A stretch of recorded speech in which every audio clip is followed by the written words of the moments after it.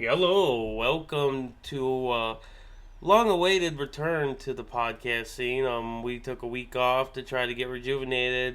I had some 4 a.m. tournaments over the weekend that I needed to get ready for, so I wanted to try to just be nice and rested. But we're back talking Swish. It's not live this week. We're not going to be on Twitch today, but that's perfectly fine. Yeah. Alongside with me, as always, is Stephen Dykman. Stephen, how are we doing? Good, man. Like you said, yeah, you did the 4 a.m. CFB Clash this weekend when I realized that it was actual 4 a.m. and not 4 a.m. Pacific time, which is what I originally thought it was. Originally, I thought it would be the same time as the week before, which was noon for us. But it makes sense that they change up the times for time zones and give everybody, an equal chance to play at a reasonable time or whatever. But when I heard that event was at 4 a.m. and I had just subbed that day, I was not about it. So I didn't play that Clash. The week before, I played Mill, which is what you played in this one, and we both fell one round short of the qualifying and getting that money. It is funny that we both got highlighted by Channel Fireball, though. Yeah. That was pretty cool that you did it the first week, and then I came through with a different build that we worked on. I came up with that build. I was I took some lists that I saw online, and I adapted those into a list that I thought was right, which it turned out to be very good still. It gave us a better, aggressive matchup. Matchup was still poor. And I ended up dying to Rakdos, unfortunately, and that matchup's tough. Deck's good. It was a very good deck. I think there were 3 copies in top 8 of that event. Yeah, there was. So it was hanging tough with the Omnath decks at the time. I know. Myself, personally, I'm looking forward to trying out some, adventure decks going forward. But, unfortunately, that brings us to our next topic, our opening topic. Yeah. And those that don't know, there was a ban list. Again. It's about time that we have a ban list in Magic. It's something that we never have happen. I'm proud to be a part of this. This is the 100th episode where we've talked about a ban. We're just we're renaming. We're actually rebranding our thing. I don't know if you remember. Instead of Team Talking Swish, we're Team Talking Bans. Yeah, now it's kind of how the GAM podcast with Jerry Thompson and Brian Gottlieb turned into the Arena Decklist podcast. Yeah. We're just here to cover bands. Yeah, because we're cover gonna have bands them every couple weeks, and we're gonna help.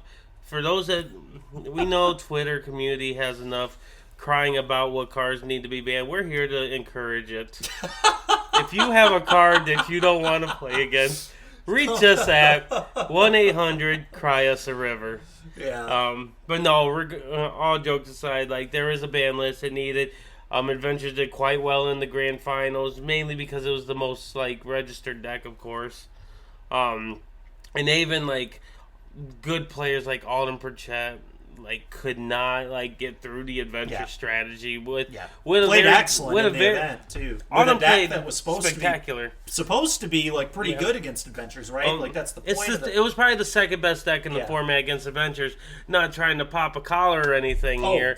But we know what the best deck against adventures. No, there's a reason we played what we did, and we were in the grand finals. We probably would have done really well. The sad thing, like I told you, honestly, the band probably was good, but it sucks for us because I think the blue-black mill deck was excellent against adventures, and it was even better against 4-color Omnath. The percentages in those matchups were absurd, and I felt so favored against those decks. Both of us steamrolled those decks to top 32 of our respective events and then lost to a different deck.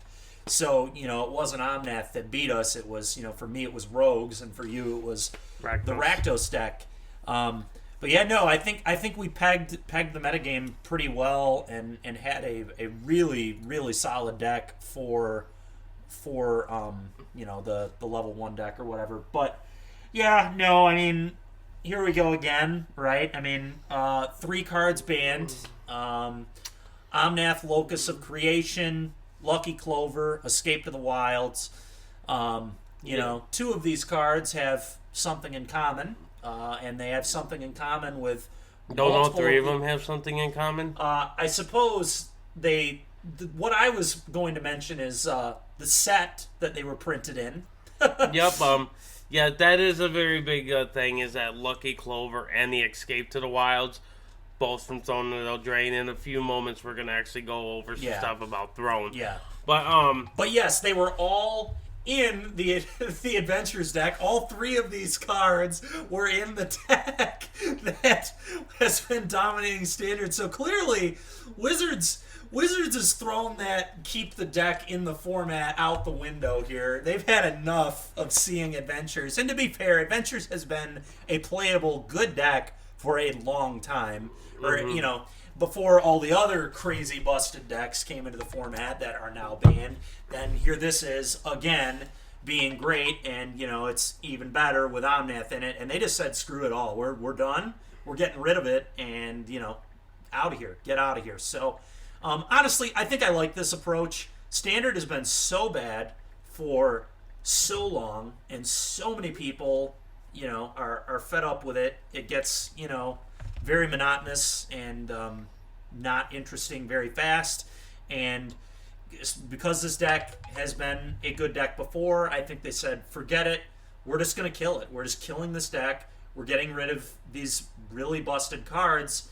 And we're gonna see where the format goes from there. And I think it's it's a reasonable approach. So yes, no, I 100% agree. I really enjoyed the bans.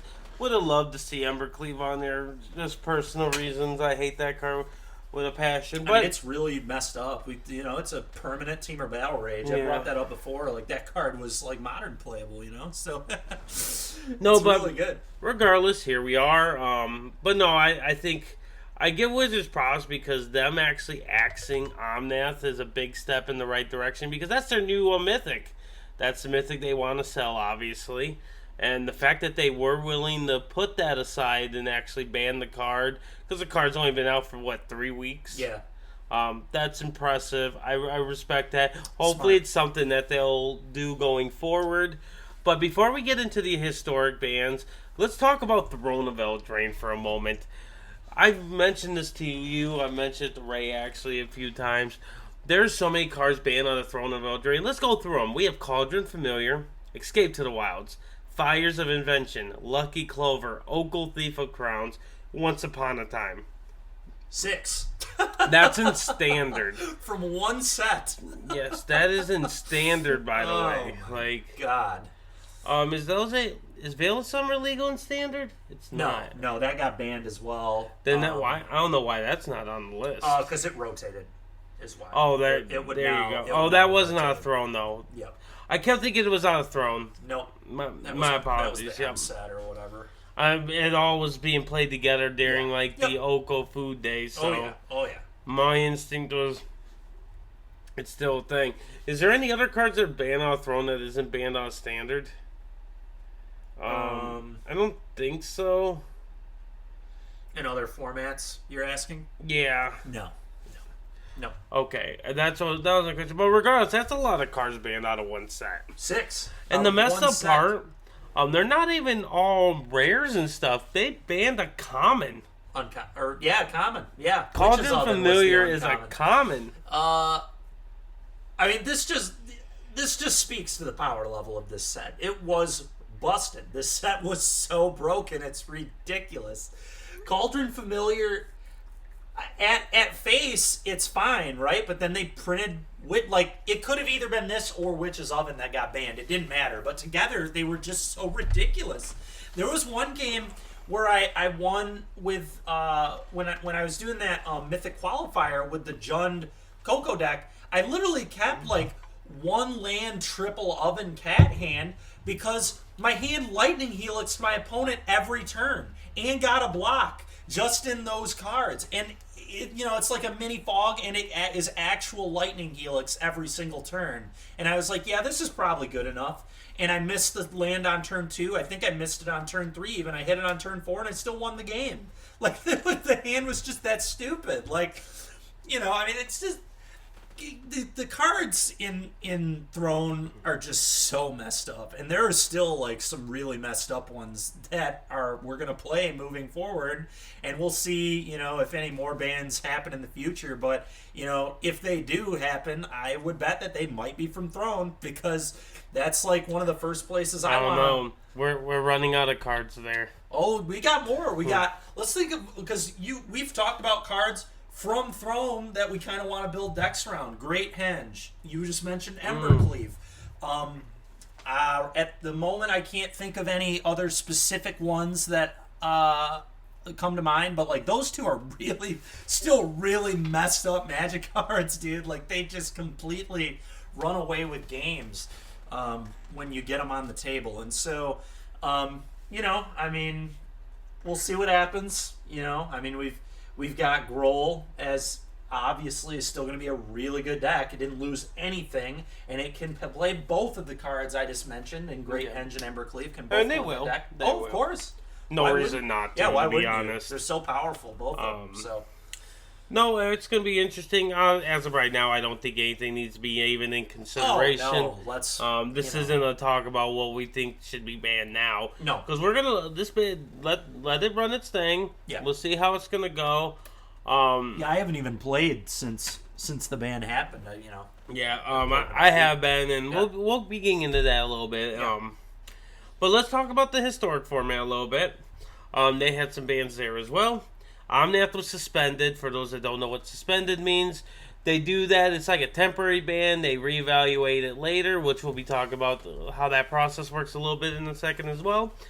They also banned Teferi, Time Raveler, and Wilderness Reclamation. Just straight up, no suspensions, just straight up banned. Get out of here. And then they unsuspended Burning Tree Emissary. That one's interesting to me. I actually am okay with that because I'm fine with it too. Because honestly, the aggressive deck seems very poor right now in the format, and giving the aggressive decks a nice little push is something that I would like to see for the format. Yeah, because aggro keeps things in like broken things honest. It does. We don't have cards like Winota in the format that we need to deal with, like things of that nature.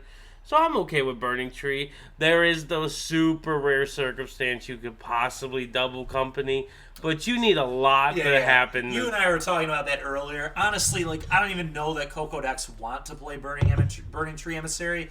But yeah, there could be really funny scenarios where you Gruul aggro playing Burning Tree and Coco seems really good though. Yeah, I could see that. There's no reason that they wouldn't, but I think that's about it because because Pioneer did that. Because in that format we have the Ronus, right? God, the 3-mana God, which is really nice. So we can make it nice like this, right? Because I did the testing for the Pioneer because I thought about Gruul for the PT.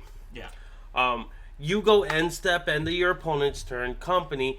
Double Gruul Spellbreaker is a lot of power for 4 mana. It is a lot of power. With that trample. Can't be interacted with on your turn either, which is really good. And even the other cards, like we mentioned, Ronus is a very big hit that you can have. There's so many good cards that you can have. And Burning Tree just lets you enable into that. And then you go Coco, get those creatures on the board. And then let's say you have the Cleave in your hand as well, because you're playing both. Usually what you want to be doing is playing Cleave and Coco as only your non-creature spells, and the rest is just a straight creature package.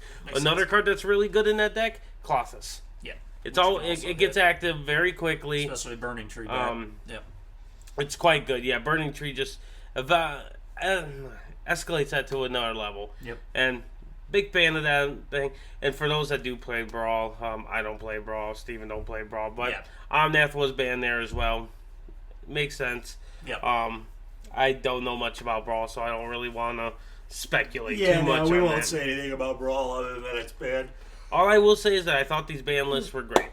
Yeah, no, they did a good job. Good job. I appreciate what Wizards did. There is some argument that they might have should have hit some of the other formats, like Legacy in particular. But I don't know enough about Delver. Delver's the best deck, but you're in a good spot when the fair deck is the best deck, in my opinion. Yeah. It's like you never complain when D&T is the best deck in Legacy. Right. And Modern, I played a Modern tournament recently. It felt great. Modern felt like it's the best position it's been in Modern quite seems some time. really awesome right now. You got a fair deck doing really, really well in Death and Taxes because of Apparition. Apparition was an Even amazing ad. I don't really consider Death Shout too unfair, to be honest. It's hard to, that deck's weird because it's like a fair combo deck. Exactly, yeah, which is so strange because that is what it is. It's kind of a fair combo. That's exactly what it is. They're like a combo version of Jund. Yeah. Yeah, that is exactly what it is. That pinpoints it, I think. So, and whatever you want to call that, Yeah, and the deck's really cool because it's built in so many creative ways right now. Yeah. Because I would have never thought about Bomat Carrier in a Death Shadow list, and the fact that they're playing that as a pure card advantage, like spell / creature. Yeah. Excellent decision on the deck building. Like, I respect it a ton. I played Boggles because open deck list, I think it's such an advantage for those kind of decks. And I made top 16. I went X and 2 with the deck. I forgot what I lost to. I can't remember what I lost to.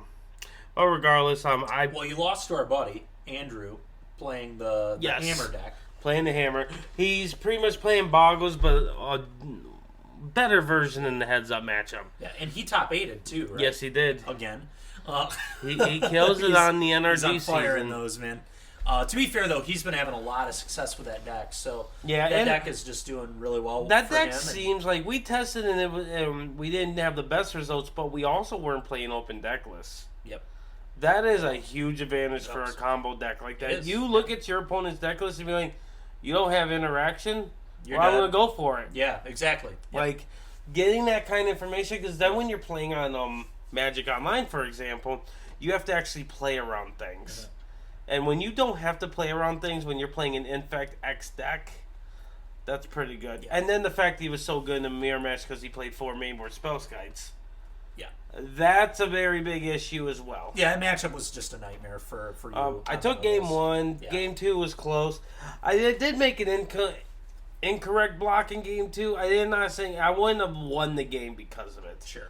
The game would have lasted longer, but he definitely was still ahead.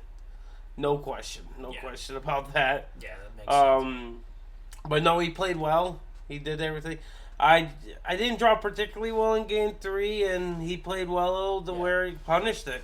Yeah, I mean, Boggles has to draw pretty to win. He recognized what he needed to do in the matchup. He did it perfect. Because and he just had a really good deck against you, too. Of course. The 4 main deck spell skite is so brutal. If I was going to play a winning in against anybody, I'd love it to be a teammate over definitely a random, another contestant in the match, in the tournament. Cool. Really cool. Definitely recommend everybody to get on that NRG train. We've mentioned that. We even did an episode. If you haven't listened to it, go check that out.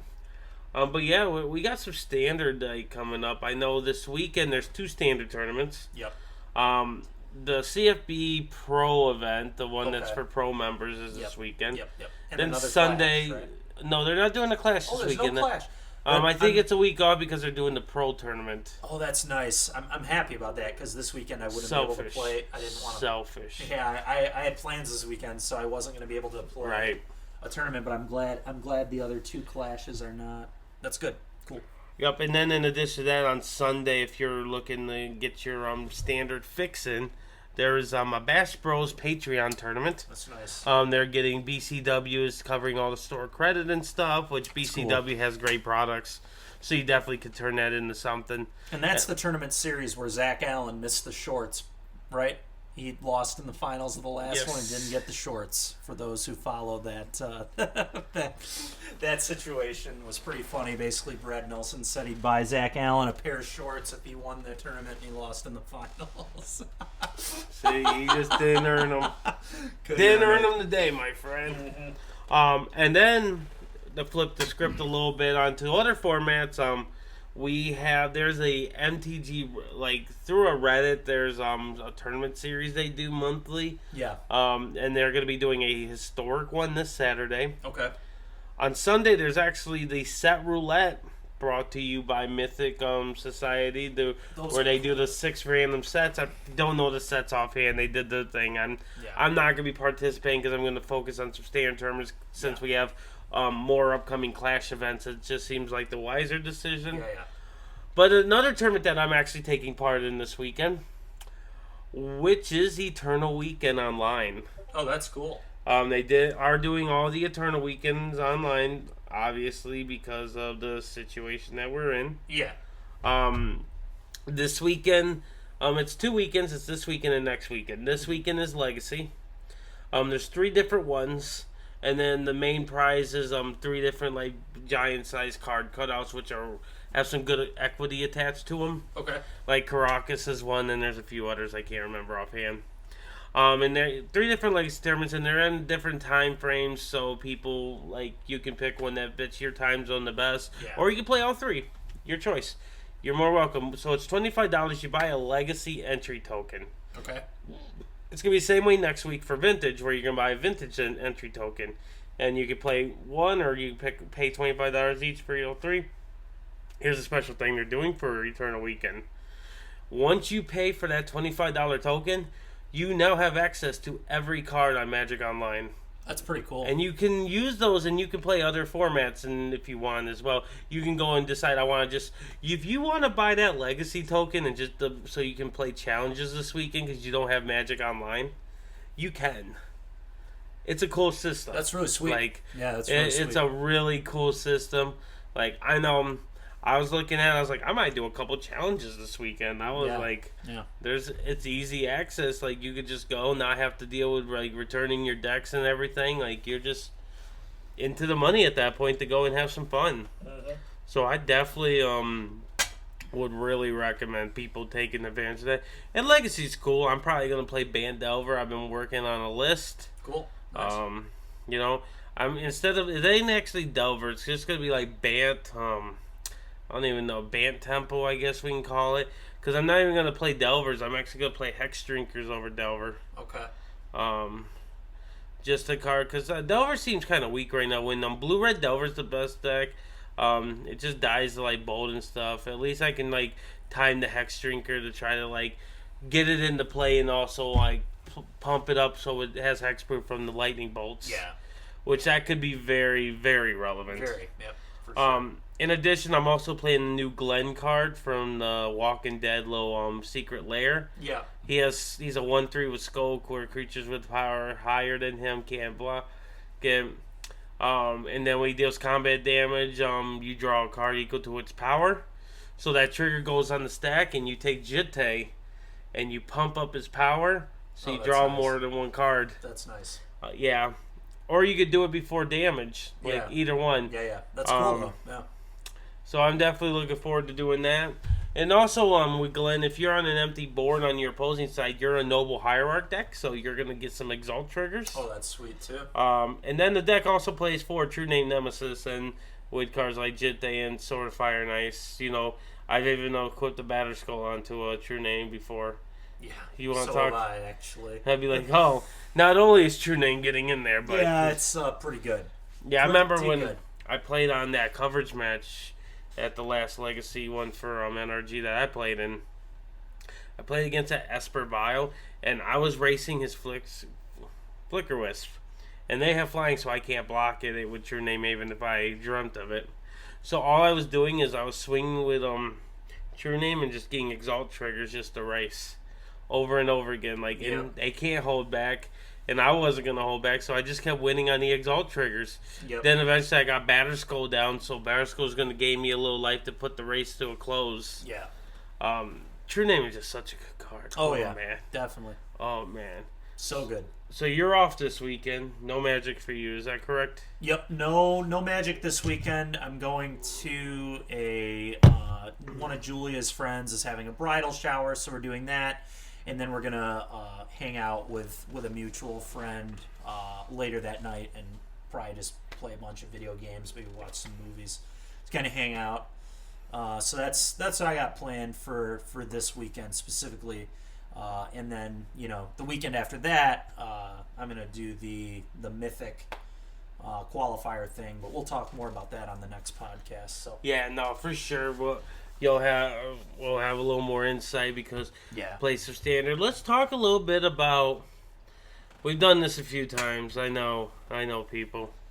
We're gonna talk about new standard.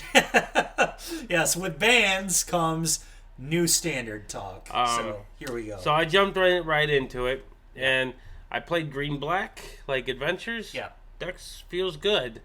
Very, very different ways you can build it. Yeah. It's very interesting. I thought there is a world where you just build it like mono green aggro, and you just like incorporate some black cards like Murder Strider and stuff. That's one option. Mm-hmm. Also, you get Murderous Rider, and then you can get some better one-drops, because what the mono green aggro is kind of missing is that good little one-drop push. Yeah. I really like the 1/1 Death Toucher, just because it draws a card, and it also is a 1/1 Death Toucher. Yeah. So... yeah, Fallmire Knight is super good. yeah. And then Fallmire Knight is just so good with Innkeeper. Yeah. So good to have a 1-mana option. Yep, it is, for sure. The 4-drop slot has been interesting to me. There are a lot of options there. Questing Beast has been very unimpressive to me. Sure. I have seen people playing Rankle. Yep. Another card I have not been super impressed by. Seems not good to me either. I'm not a huge fan of that there. I'm not a big fan of Rankle. Gemgrazer with Clover and everything gone, I haven't seen any hits that I'd want to hit. Like, there's nothing that I'm like, well, I need to hit this to, like, get me ahead. It's still a good card to put onto what is that? It's the Serpent. It's always going to be good there. Yeah. It's even good to put it on the Mammoth, because Mm-hmm. that thing grows so quick with Trample now. Yeah. But it just seemed very medium. And I do know the one card that feels like the best card in that deck is the Grey Henge, obviously. And it's still a point where I'm like, is there a world where we should be playing 3 to 4 in the deck? Well, Because remember even before these bans happened, one of those Red Bull tournaments, I think it was on this podcast I brought this up because we saw the list, we were scanning through lists. There was some guy who was playing mono green with 2 in the main and 2 in the board. He wasn't playing. He brought in 4 in matchups, and I like. The card is ridiculous, so I'm into playing 3 to 4 of it, whatever. Like, if people aren't killing my Mammoths and my Beasts very often, because there aren't many Eliminate and Heartless Act decks, and it's hitting the table on turn 4 every game, yeah, I want to play 3 to 4, because I want it to hit on 4 every game. Yeah. Because it's just going to win the game. And you usually can always play it on turn 4 in this deck, because you've got Mammoth and Beast now. Yes. Yeah. And that is such a good rate. And in mono green, they have Yorvo, too, which is Yep. doing the same thing, Yeah. basically. So, like, you just want to make sure that you're giving yourself the best opportunity to get the Henge on. Because once you get the Henge out, it's over. yeah, it's done. If you got creatures, done. And Just usually you're going to have creatures. So. Just call. And the thing that makes the Grey Henge so good, so powerful, is one of the best removal spells in the Heartless Act gets turned off. Yeah. That is huge. Yeah. Like, I've had Heartless Act in my hand when they've got the Grey Henge going. Oh, yeah. Talk about the feel bad. We've had Heartless Act in our hand when it didn't look good many, many times, So That's a card that it's starting to fall off favor in my opinion because it's so bad. But I will tell you, the Grey Henge is like a really good card. But the card I've been super impressed by too in that deck is Aghanos Awakening.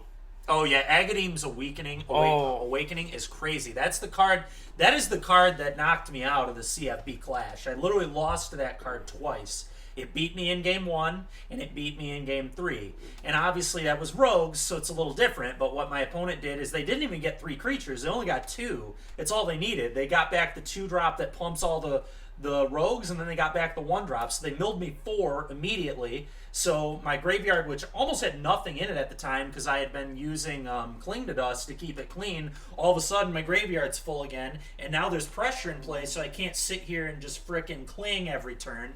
Because every time they attack me, they're milling. Every time they play more, they're milling. So I have to interact with the board. And a similar thing happened in Game 3 as well. And, in this green-black deck, like, you can hit... Obviously, you've got great 1-drops. You've got Innkeeper and Foulmire Knight, but usually you're going to get back Innkeeper, I'd imagine, because that card dies on sight if your opponent can kill it. So it's going to get back Innkeeper, and then it's going to get back, whatever else it can. But, in this deck, it's not, unlikely for you to hit 6 mana and just go, I'm going to get back Innkeeper. You're main decking Ooze, right? Yeah. Like Innkeeper, Scavenging Ooze, and Lovestruck Beast. Or Lovestruck Beast. Here's and then I told you about this, but I'll tell them about this. When you have the Grey Henge and you do that, they all get triggers as well Yeah, because 6 Great for Henge is a enter the battlefield trigger.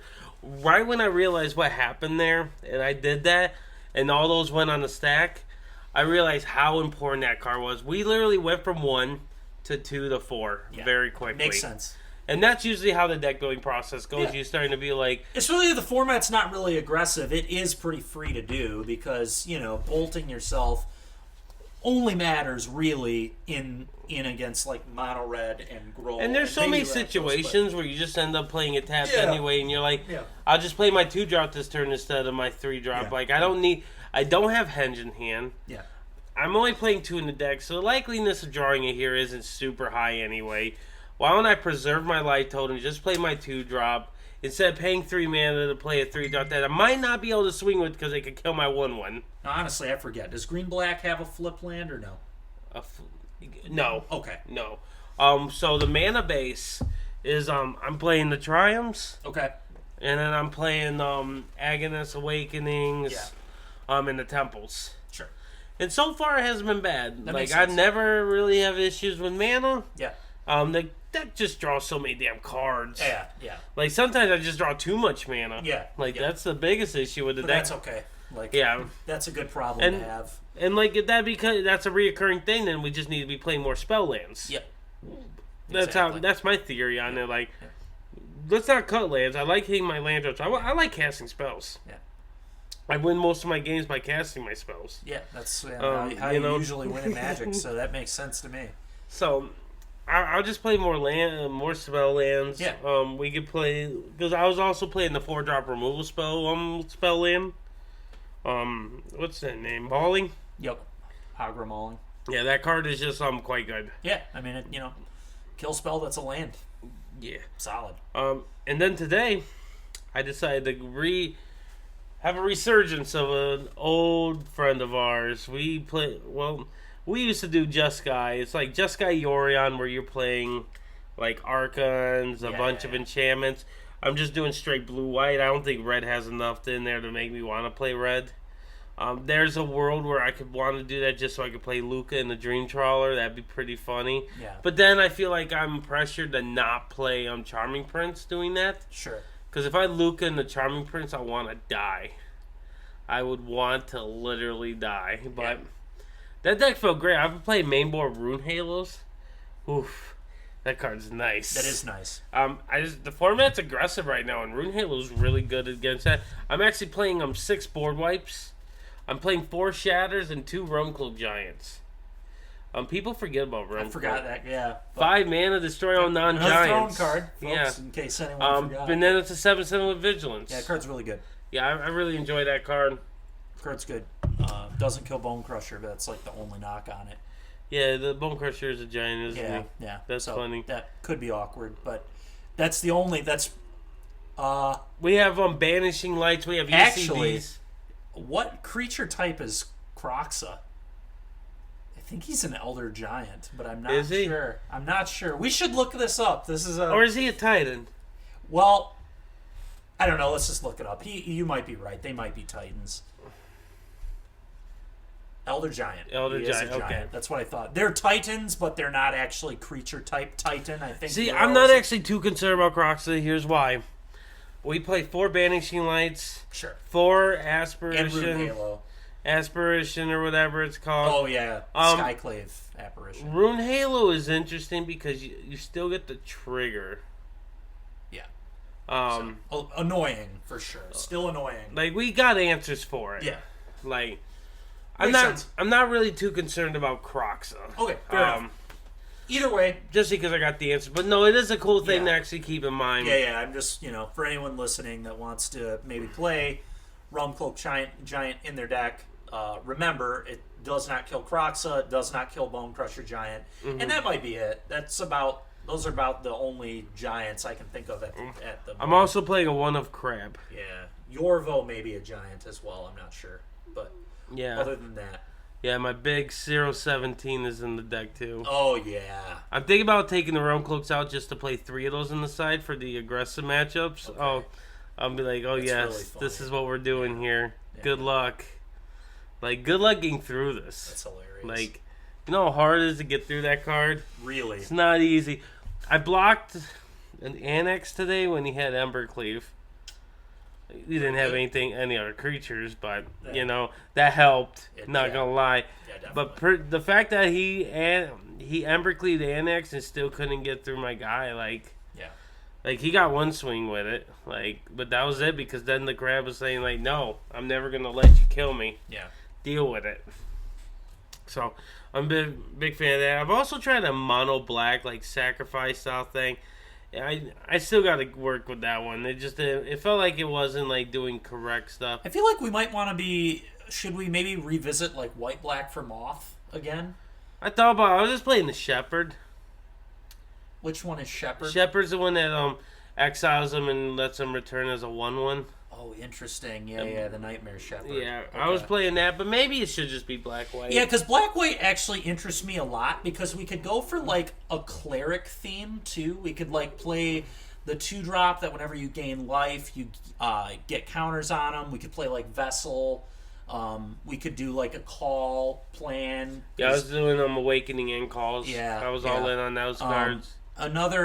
Another thing that is kind of interesting, if we went that route, you could play the black cleric that whenever you gain life drains, which would be interesting too, because then Vito. you can combo kill people. Yeah, Vito. Is that the Vito? What is its name? I think it's Vito. Whenever you gain life, I wasn't even thinking about him.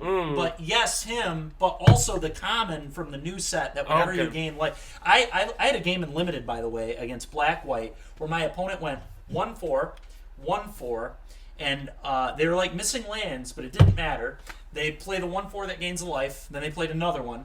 Then they went 3/2, drain you 2. 3/2, drain you 2, gain 2. And then literally in a turn, I died. Because the next turn they played a bunch of creatures. It was brutal. I was like, what in the heck? Or no, I was taking 4 every time they played a creature because they had 2 of each. So it was ridiculous. Literally every creature drained me 4. I was getting War Leader's Helix every single creature they played. Jeez. And I was just like, wow, this is ridiculous. For those that are listening, not to cut you off. Yeah. I guess the quick draft mode in Arena, it's where you're not drafting with humans and you're back to drafting with bots. Yeah. If you want to get the Mythic in Limited... Force blue-black, he said. Okay. I was like, that might be something that...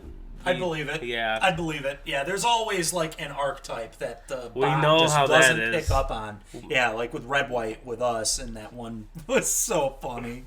Every draft. All right, red-white. Which flavor of red-white are we playing? What cards do we get this time? We used to fuck people up with that, man. It was a lot of fun. Was that was a lot of fun. Not very good for testing. No, bad testing, and it gets old fast, but it is really funny. I don't know. Winning's fun, though. Winning is fun, yeah. Getting cards and getting gems and all that. But no, it definitely isn't the way that you want to play Magic by any means. Yeah. But no, is there any decks that you're looking at in Standard currently? So, if I were to be serious and competitive about it, I think Gruul, obviously, Rakdos, obviously, those are places where I think, if you're trying to just spike the next tournament you're playing in, if you want to play in a tournament this weekend, those are probably where you should start. Rakdos, again, put up really. Now, how did Rakdos do in the pro tournament? Were many people playing Rakdos, if at all? Was anyone playing Rakdos? There was, but I don't know if any of them topped 8. Okay. Then but either way, it did very well in the Clash, and I think Gruul and Rakdos are the 2 front runners for quote unquote best deck moving forward. Mono green definitely is still there. Rogues still there. There are some really solid decks still. So those are the obvious ones. Decks that I might want to play around with. You were talking about Yorion, so now I'm just thinking of goofy Yorion decks we can try and play. It was a big no on the Rakdos, by the way. It looks like Rakdos. Yeah, so most of them concluded that Rakdos was not the deck to play in that event. Now things obviously change with the ban and stuff like that. I don't know how the matchup with Gruul versus Rakdos is. It's probably close. Rakdos seems like a pretty 50-50 deck to me. Just the way it plays, kind of a big pile of 1-for-1s. But either way, so that those would be like the two front runners for me would be Gruul and that deck, and then obviously the decks I just mentioned are things to consider too.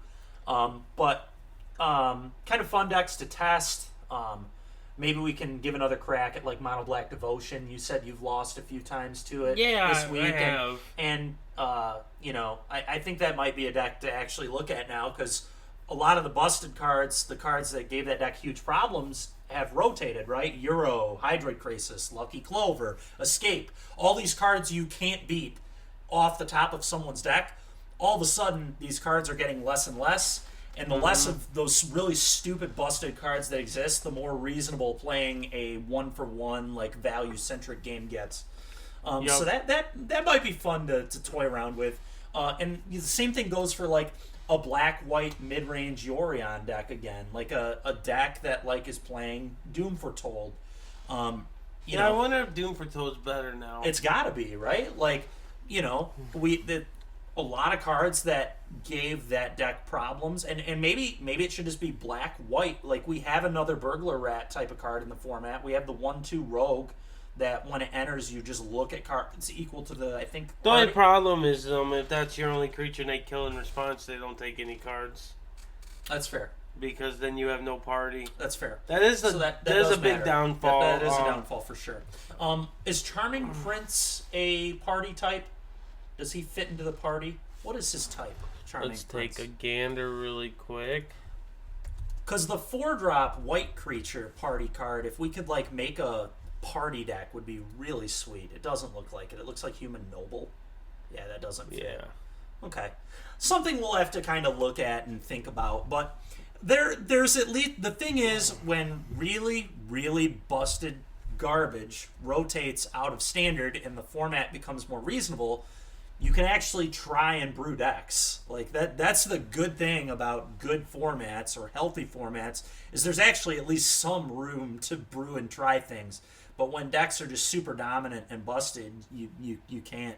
You can play mill, but I just don't know if that's where you want to be when the format is aggressive. Oh no, I didn't mean that. I meant mill was what we found to like beat the busted deck, right? But now that it's a more healthy format, so there's room to brew. As of right now, at least. Yeah. Yep. For now. Things are still to be determined, but. Yep. Obviously. But no, we'll have fun. We'll do some streaming upcoming here soon, and play some cool decks. And maybe even when we do streams, we can have like viewers send in deck lists type of. Yeah, I'm always down to do that. So if people would be willing to do that, that'd be cool. I'm also very intrigued because Winota seems like one of the most busted cards that's left. Yeah, there's no question. It's probably the most for me, it would be between Great Henge, Embercleave, and Winota are probably the most like quote unquote busted cards, right? Just cards that are just like so dominant. Then there are obviously very good cards that exist, like Shark Typhoon's a very good card, Innkeeper's a very good card, but I wouldn't necessarily call them busted. We'll have to toy with this black-green deck and toy with some other stuff, but it'll be fun. It'll be fun for now. Yeah, no, I 100% agree. I think it's going to be a fun time. Yeah. We're going to play some standard and keep things going for sure. Yeah. Let's talk a little bit about next week, though, on the show. Steven was bored and said he wanted to do something fun for the podcast. None of this was said by him, but I could read it in his eyes. So next week, we're coming back to Twitch for a live podcast. Yeah, and we've got something really special planned for everyone who wants to tune in. So, we're gonna. Larry's a psychopath, as most of you have probably realized from listening to this podcast. So next week, ahead, Larry. You can... Next week, the show is going to be about how we're going to talk about Magic Online and the challenges. Okay. We're going to talk about challenges because I've been partaking in more. We're going to talk about approaching challenges, like Yeah. good way to get ready, what they are, how to prepare for them, Yeah. and mentioning the challenges, we're going to do a challenge ourselves. Yeah. We're going to do the one chip challenge live on Twitch. Yep. Do you know what it is fully, Steven? I mean, I have a pretty good understanding now that you've shown me videos and, you know, you kind of told me about it. But basically, for those who wouldn't have known, which I didn't know until Larry showed me these videos and told me directly what it was, basically, we are going to be eating the hottest chip in the world. Is that what they call it? The hottest chip in the world? It looked like it was called a Pocky. Something like that, yeah. Yeah, and it's, you know, it's just basically a ghost peppered up chip. Just a huge chip. And, yeah, no, I'm going to hate it. I'm going to hate it a lot. I can tell already.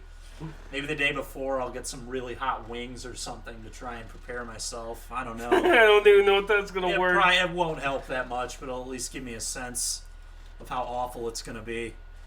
It's going to be a bad time for me. And we're going to keep them sealed. We're going to open them live on Twitch, so it's legit. That way there's no shenanigans happening. Yeah. We're going to just straight up eat the hottest chip. And who knows, if this goes well, we'll keep doing them. Great. Like, that's great. Because there's a teddy bear we can do. Jesus Christ. There's so many options we can do. A lot and of options. Next week we're going to talk about some like Magic Online challenges. We're going to talk about challenges in Magic the Gathering in general. Like from a competitor aspect, from a casual player aspect. There's a lot of challenges that's involved in Magic. Ugh. So we're definitely looking forward to it. I know this week is a pretty short one, even though we had the week off. But, you know, we're going to probably jam some Standard. We're going to go. Don't want to waste everyone else's time by repeating the same stuff over and over again. We're going to just focus on some Green-Black and get ready for next week. Yep. Was there anything else you wanted to include, Steven? No. Thanks as always to those listening, and we'll catch you next week. Yep, we'll catch you next week. Thanks for listening.